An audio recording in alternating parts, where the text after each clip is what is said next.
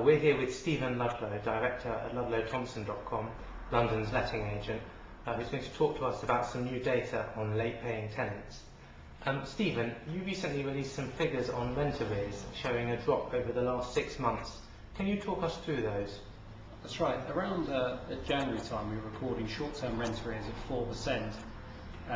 We've looked at the data again some 6 months later, and that's now down to 3%. Now, that's encouraging, but in fairness, if you look at the same period, June to June, so June 08 to June 09, arrears last year in June 08 were at 2%. So that could raise alarm bells saying, well look, arrears have moved out by 1%.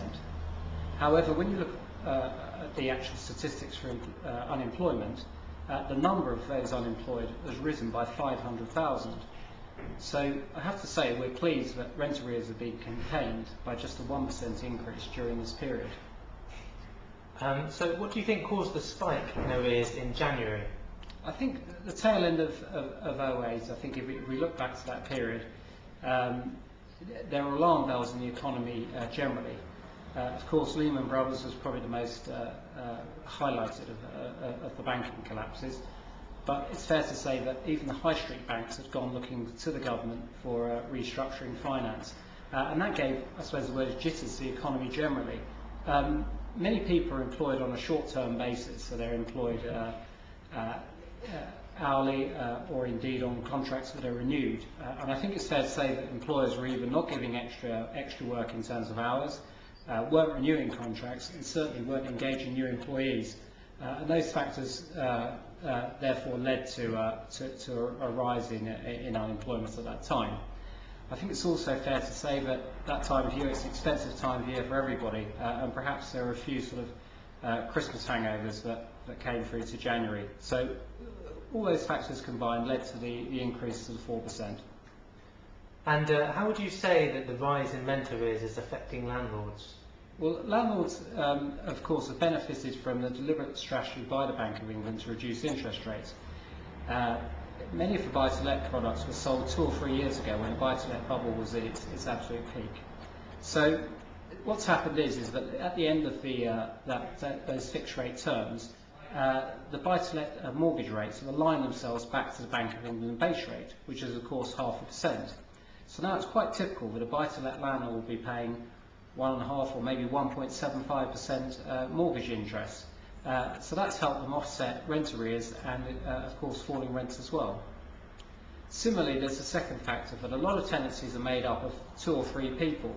So in fact it's very unlikely that all 3 people would be made unemployed at one point, and therefore that the landlord would have sort of 100% rent arrears on his total rent roll. So what tends to happen in those scenarios is that the assured shorthold, the tenancy agreement, it insists that or prescribes that all 3 tenants are liable for the total rent. So therefore, if 2 tenants are paying and the third one isn't paying, in fact, all 3 tenants are still liable for the rent.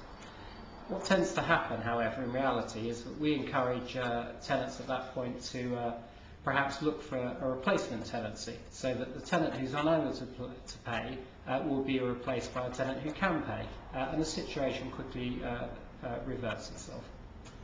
And is there anything that any landlord that's worried about arrears can do to protect themselves? I think the first thing is open dialogue. I think the minute a tenant goes into arrears, pick up the phone, see what's happening, perhaps go round, visit the tenants, and again find out what's happening. I'd always suggest having rent paid by standing order. Nowadays, of course, it's very easy for a landlord to check online to see that the rent's come in. The minute it doesn't come in, pick up the phone and just say, what's going on? Is there anything you can do to assist? The reality is, as I said, that most tenants will either quickly get back into work again on a short-term basis, or worse comes to worse, they find someone else to replace them, and the situation gets back in line. Alternatively, at the beginning of the tenancy, a landlord might consider rental warranty or rental insurance. Now, unfortunately, you can't get this once the tenant's gone into rent arrears, but you can get it at the beginning of the tenancy, subject to the tenant's references being okay. And this, of course, in the current climate, is a product that I'd recommend. Stephen Ludlow, Director at LudlowThompson.com. Thank you. Thank you.